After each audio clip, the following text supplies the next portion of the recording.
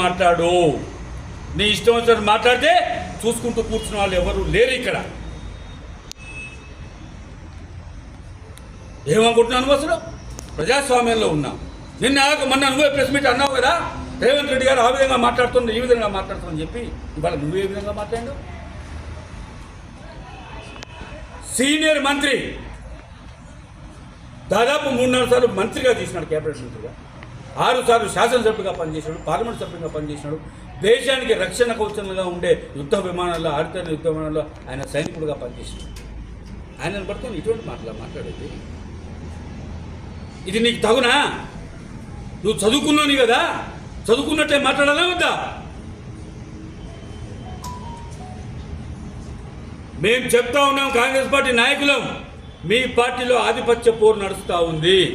నిన్న హరీష్ రావు హైదరాబాద్లో press meet పెట్టి ఏం చెప్తాడు? ఎందుకన్నా మా నాయకుడు కేసీఆరే, ఆయనే ముఖ్యమంత్రి, కేటీఆర్ కాదు, నేను కాదు, కవిత కాదు అంటే ఏందండి దీని అర్థం? వాళ్ళలో అంతర్యుద్ధం కొనసాగుతూ ఉంది. హరీష్ రావా, కేటీఆరా, కవితనా అని చెప్పి ఈ ఆధిపత్య పోరులో భాగంగా కేటీఆర్ ముందడుగేసి ఈ రాష్ట్ర స్థాయిలో సమావేశం నిర్వహిస్తున్నాం కదా, నా అంతా నేను 40 జిల్లాలు తిరిగి వస్తే నేను కొంచెం ఒక స్టెప్ ముందర ఉంటా అని చెప్పి భావనతోని ఎవరికి చెప్పకుండా వాళ్ళ పార్టీ ఇన్ఫర్మేషన్ లేకుండా ఈ ప్రాంతాలు తిరుగుదామని చెప్పి జిల్లాల పర్యటన స్టార్ట్ చేస్తుంది. మీలో ఉన్న లొసుగులు, మీ పార్టీలో ఉన్న ఆధిపత్య పోరును, ఆ అక్కసును కాంగ్రెస్ పార్టీ మీద వెల్లదీస్తూ ఉన్నారే, ఇది ఎంతవరకు సబబు కేటీఆర్ అని చెప్పి అడుగుతాను. ప్రతి విషయంలో కాంగ్రెస్ పార్టీ మీద అక్కసు వెళ్ళగలుగుతా ఉన్నారు. సంవత్సరాల కాలం అవుతుందండి కాంగ్రెస్ పార్టీ అధికారంలోకి వచ్చి, ఇంకా 3.5 సంవత్సరాలు అధికారం చేసే పరిస్థితి ఉంది కాంగ్రెస్ పార్టీకి. అందరికీ కూడా తెలిసిన విషయం. ప్రజలు ఎన్నుకున్న ప్రభుత్వం ఇది. 5 సంవత్సరాలు ఖచ్చితంగా రాజ్యం వెళ్ళి తీరుతుంది. ఇవాళ ర్యాలీలో పాల్గొంటూ వస్తుంటానట, సూర్యాపేట జిల్లా కేంద్రం ఆయన మాట్లాడుకుంటూ చెప్తాడు, ప్రజలందరూ కూడా ఈ గుర్తు చూపించుకుంటూ సీఎం నువ్వే సీఎం అంటున్నారట. నెక్స్ట్ సీఎం నువ్వే అని చెప్పి. ఎప్పుడున్నాయా ఎన్నికలు? రేపు ఉన్నాయా, ఎల్లుండి ఉన్నాయా, ఆవులు ఉన్నాయా, నెలలో ఉన్నాయా, 2 నెలల్లో ఉన్నాయా, సంవత్సరానికి ఉందా? ఇంకా 3.5 సంవత్సరాలు ఉందే, అప్పుడే ఎన్నికల కళలు కంటున్నావే నువ్వు పిచ్చోడమనాలా మంచోడమనాలా? మతి భ్రమించిందా నీకు లేదా? మైకు దొరకగానే కార్యకర్తలు చూడగానే సిగమవుతావా? మంచి చెడు అనేది అట్లా చేసిరు ఈ ప్రాంతాన్ని. ఆ రకంగా మాట్లాడడం నేర్పింది ఎవరు? ఒక మీటింగ్ బహిరంగ సభ పెట్టి ఎదుటి నాయకుడిని కొడక అనే రైట్ ఏ రాజ్యాంగంలో ఉంది? ఎవరిచ్చిండు వీళ్ళకి? ఈరోజు మీరు ఈ మీటింగ్లో మాట్లాడిన ప్రతి ఒక్కరిని ఏమనాలో పబ్లిక్ చెప్పాలి. గుర్తుందా? ఏమన్నా మాట్లాడితే గౌరవంగా మాట్లాడడం ఇప్పటికైనా నేర్చుకోండి. మిమ్మల్ని కుక్కలు అంటారు, గాడిదలు అంటారు. గాడిదలు చూసేట గాడిదేట ఏంది గుర్రం, గాడిదలు గుర్రాలతో జనాల్ని పోల్చడం, కుక్కలతో పోల్చడం, సన్యాసులు అనడం, ఇదంతా మీరు నేర్పిన విద్య కదా. సబ్జెక్ట్ మాట్లాడి చెప్పండి. ఇప్పుడు ఈయన చెప్పిండు, ఓ మాయా కాళేశ్వరం నుంచి నీళ్ళు తెస్తే సూర్యాపేట జనం అంతా బిర్రుగా వరి పంట వేసుకొని సంపాదించి బిర్రుగా అదే రైతులంతా ఇవాళ ఏడుతున్నారు. వాస్తవమే.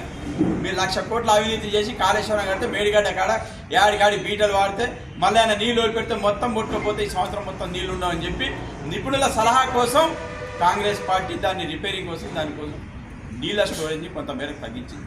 అయినా కానీ చెప్తా ఉన్నాం, మీరు 10 ఏళ్ల కింద మీరు రాజ్యం వెళ్ళినప్పుడు ఏం చేసిర్రు? పార్టీకి సంబంధించిన విషయాలు, రజతోత్సవ వ్యవహారాల గురించి మర్చిపోయి కాంగ్రెస్ పార్టీ గత 14 నెలలుగా ఈ తెలంగాణ రాష్ట్రంలో అనేక అభివృద్ధి సంక్షేమ పథకాలు ప్రవేశపెట్టి ప్రజల యొక్క అభిమానాన్ని చూరగొన్నారనే అక్కసుతోటి తన యొక్క అక్కసును ఎలగక్కినాడు. మరి ఎక్కడా కూడా తను ఎవరు రాజకీయాల్లో మాట్లాడని భాష మాట్లాడుతూ మా నాయకుడు రేవంత్ రెడ్డి గారిని ఈ బూతులు మాట్లాడుతున్నారని చెప్పి అంటున్నావే, అసలు బూతులకు పేటెంట్ హక్కే నీ అయ్యేది కదా. ఒక్కసారి గత 10 సంవత్సరాల్లో శాసనసభలో కానీ మీ అయ్యా యూట్యూబ్లో మాట్లాడిన ప్రసంగాలు కానీ తీసుకొని చెప్పి చూడమని చెప్పి మేము కేటీఆర్ని తెలియజేస్తున్నాం. కేటీఆర్ అట్లాంటి బూతులు ఈ తెలంగాణలో ప్రజలు వినేటట్లు మాట్లాడి ఇవాళ బూతులు మాట్లాడుతారని చెప్పేసి తన దాకా వస్తే కానీ తెలియదని చెప్పేసి ఈ బూతులన్నీ మేము భరించలేదా, మేము వినలేదా? ఈరోజు మాట్లాడుతున్నారని చెప్పి మాట్లాడుతున్నావు కేటీఆర్. ఈ ప్రాంతానికి వచ్చేసి మా నాయకుడు ఈ ప్రాంతంలో సూర్యాపేట జిల్లాని అభివృద్ధి పదంలో నడిపిస్తున్నటువంటి జిల్లా మంత్రివర్యులు, రాష్ట్ర నీటిపారుదల శాఖ సివిల్ సప్లై శాఖ మంత్రులు ఉత్తమ్ కుమార్ రెడ్డి గారి గురించి మీరు 6 అడుగులు ఉన్నారని చెప్పేసి వ్యంగ్యంగా మాట్లాడుతున్నారు. నిజంగానే మాట్లాడుతున్నావు. మా ఉత్తమ్ కుమార్ రెడ్డి నిజంగానే మాట్లాడుతున్నాం మేము. మా ఉత్తమ్ కుమార్ రెడ్డి గారికి మీరు దేంట్లో సరితూగుతారని చెప్పేసి మేము సవాలు విసురుతా ఉన్నాం. మీరు అన్నట్టు 6 అడుగులలో మీరు సరితూగుతారా? వారి భార్యాభర్తలు ఇద్దరు కలిసి ప్రజాసేవలో ఉండి కోదాడ హుజూర్నగర్ 2 నియోజకవర్గాలను 2 కళ్ళలాగా అభివృద్ధి చేస్తూ ఆ నియోజకవర్గంలోని ప్రతి ఊరిలో ప్రతి ఒక్క మండలంలో ప్రాజెక్టులని డెవలప్ చేస్తూ ప్రతి ఎకరానికి నీరు టోటల్గా తెలంగాణ రాష్ట్రంలో అందిస్తూ ఉన్నారు. మా నాయకుడు ఉత్తమ్ కుమార్ రెడ్డి గారు తెలంగాణలో రాష్ట్ర నీటిపారుదల శాఖ మంత్రిగా వచ్చిన తర్వాత వారబందీ పద్ధతిలో నీటిని అందిస్తూ ఉన్నాడు. ఈడ ఉన్నటువంటి ఎమ్మెల్యే మాజీ మంత్రి వర్యులు జగదీష్ రెడ్డి గారు ఏదో బాడో పొలానికో లేకపోతే పంట వేయని పొలానికో లేకపోతే ఎవరికన్నా గొర్రెలో బర్రెలో ఉంటే వాళ్ళకి 10 ఎకరాలు ఉంటే ఒక 2 ఎకరాలు గొర్రెలకు బర్రెలకు గురించి విడిచిపెట్టుకుంటారు. ఆడికి పోయి నీళ్లు రావట్లేదని చెప్పి మాట్లాడతాడు. ఇక్కడ మా నాయకుడు దామోదర్ రెడ్డి గారు ఇందాక అన్న అంజదన చెప్పిండు. దామోదర్ రెడ్డి గారు ఎస్ఆర్ఎస్పి కాలువలని ఇక్కడి దాకా తీసుకొచ్చి ఆనాడు మేము కూడా ప్రత్యక్షంగా చూసాం. ఇక్కడి నుంచి చివరి ఆయకట్టు ప్రాంతమైన పెన్బాడుకు నీళ్లు పోవాలనే ఉద్దేశంతో ఈ హైవేని నైట్ ఉండి మా దామోదర్ రెడ్డి గారు నైట్ హైవే వాళ్ళతోటి మాట్లాడి అక్కడ ప్రాజెక్ట్ అక్కడ తూము ఏర్పాటు చేసి చివరి ఆయకట్టు ప్రాంతమైన పెన్బాడు దాకా నీళ్లు పోయేటట్టు ఎస్ఆర్ఎస్పి కాలువలను తవ్వించడం జరిగింది. అసెంబ్లీకి రానియకుండా నీ యొక్క నియోజకవర్గంలో ఏ రకంగా నిలబడతావో అది కూడా చూస్తాము. ఇవాళ అధికారం కోల్పోయినామని చెప్పి పిచ్చిలేసి ఇవాళ రోడ్డు మీదకి వచ్చి మాట్లాడుతుండ్రు. మీరు గవర్నమెంట్ని ప్రశ్నించండి, కానీ అవాక్కులు చవాక్కులు పెట్టుకుంటూ భాష మారితే మాత్రం నువ్వు ఏ రకంగా అయితే మాట్లాడతావో కేటీఆర్ మేము కూడా అదే రకంగా విస్తృత స్థాయిలో స్పందించాల్సి వస్తుంది.